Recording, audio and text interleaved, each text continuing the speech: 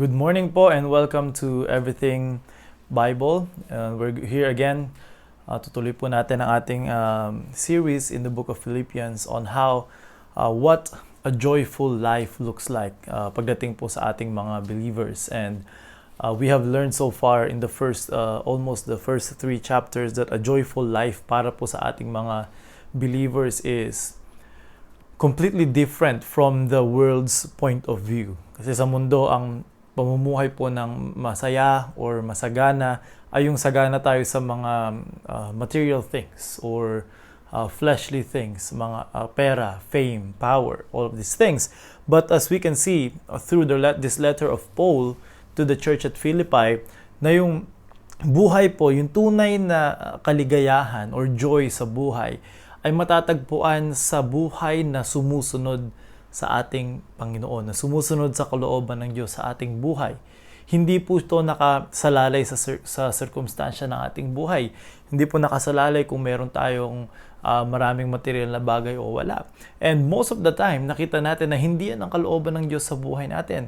Ang kalooban niya ay siya ay mapaglingkuran at gawin kung ano man ang kanyang panawagan sa ating buhay. At as long as we do that, at doon ang focus natin, napag-aralan din natin kahapon na doon natin makikita yung tunay na ligaya at yung tunay na prize, yung sinasabi the prize of our high calling. And what we saw yesterday was Paul giving his best, giving his all his energy, his effort by pressing towards that mark. And he's not working not only for that crown or that prize someday, but for him, it is the now.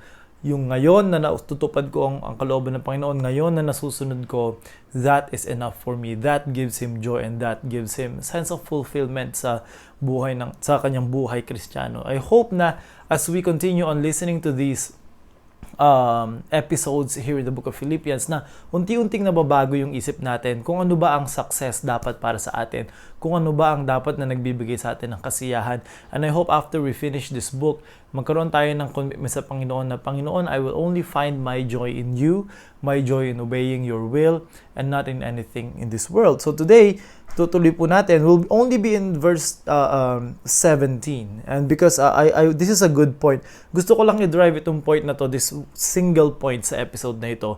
And I want you to meditate upon this and think about this the whole day. And I'm sure it's going to be a blessing as it's a blessing to me as well. Title po ng ating episode is Follow Me. Follow Me. Not only people na sinasabi sa'yo to follow them, but sana ikaw din kaya mong sabihin sa iba after looking at this, to follow me. Na ikaw din ang sundin o tularan ng mga tao that you have influence over. But before that, as always, I would like to ask you to share our video. That would be a blessing po sa atin. I will read our sole verse for this episode. The Bible says in Philippians chapter 3 verse 17, Brethren, be followers together of me, and mark them which walk so as ye have us for an ensample. So Paul was aware, and alam niya ito, kaya nga siya nagsusulat ng mga letters to other churches. He was aware of his influence to other people. Alam niya na meron siyang impluwensya.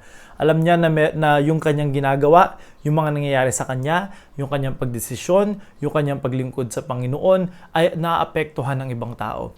And sa buhay, although hindi yun ang pinaka-ideal talaga sa isang believer, pero hindi po natin may iwasan na kahit na ano pang estado mo sa buhay, kahit na ano pang ginagawa mo, or ano pang man ang tingin mo sa sarili mo, laging meron kang impluwensya sa ibang tao. Kahit na kung ikaw magulang, may impluwensya ka sa anak mo. Kung ikaw ay leader sa church, may impluwensya ka sa mga members ng church. Kung meron kang posisyon sa trabaho, may impluwensya ka sa mga taong even sa mga taong nasa posisyon na mas mataas sa iyo. You always have influence. Kahit na isa ka pang estudyante, may impluwensya ka sa iyong mga kaklase. At kung ano ang ginagawa mo, lalo na kung declared na ikaw ay isang Kristiyano, meron ka impluwensya sa kanila. Unbeliever man sila o kasamahan natin sa simbahan. So Paul knows na itong mga ginagawa ko, itong mga sulat ko, it has an effect sa buhay ng ibang tao. Kaya nga sabi niya, follow me, be it followers together of me. Even in the book, I believe na sinulat niya rin sa mga taga-Corinth to follow me as I follow Christ. And this is not about do what I say, but Paul is saying, do as I do.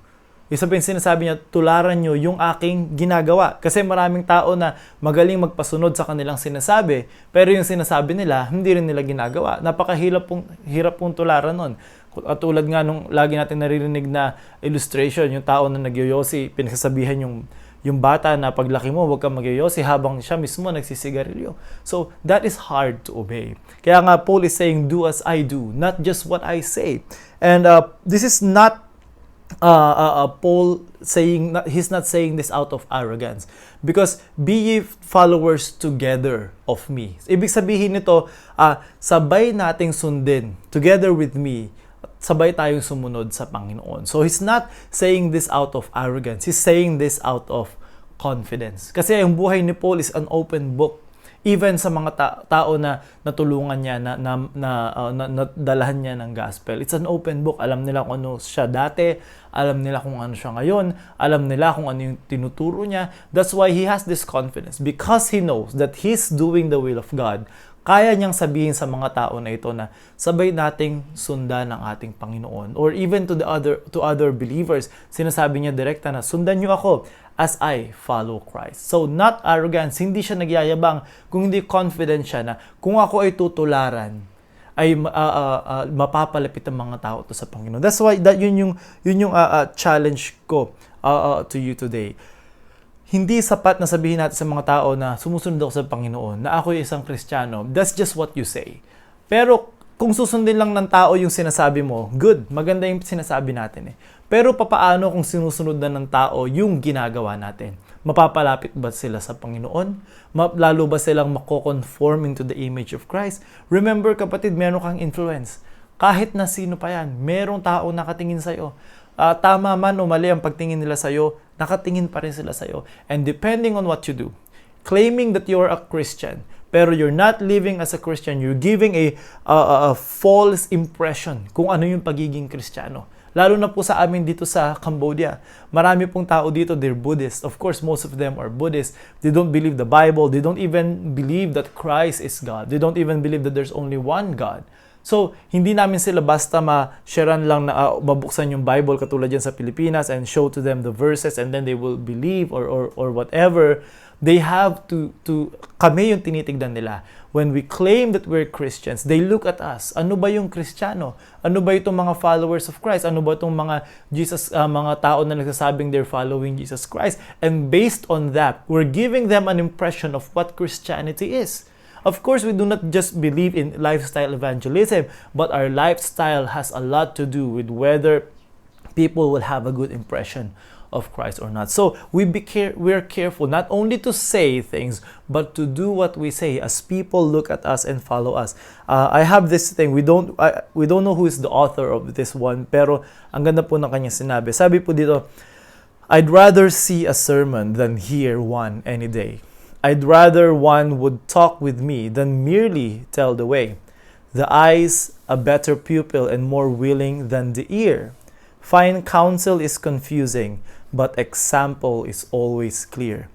The best of all the preachers are the men who leave their creeds, for to see good put in action is what everybody needs. I soon can learn to do it if you let me see it done. I can watch your hands in action, but your tongue too fast may run. The lectures you deliver may be wise and may be true, but I'd rather get my lessons by observing what you do. I may not understand the high advice you give, but there's no misunderstanding how you act and how you live. And though it's not, of course, taken from any verse in the Bible, but the principle still applies. People here, mas malakas sa mga tao yung bagay na ginagawa natin kesa sa sinasabi natin. And my challenge to you in this episode is this one very simple thing.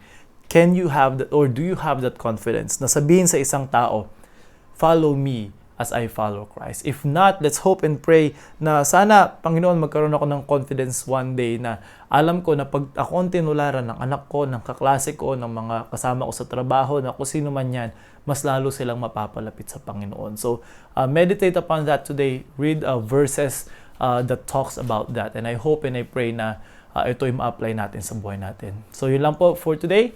God bless you po. Ingat po kayo.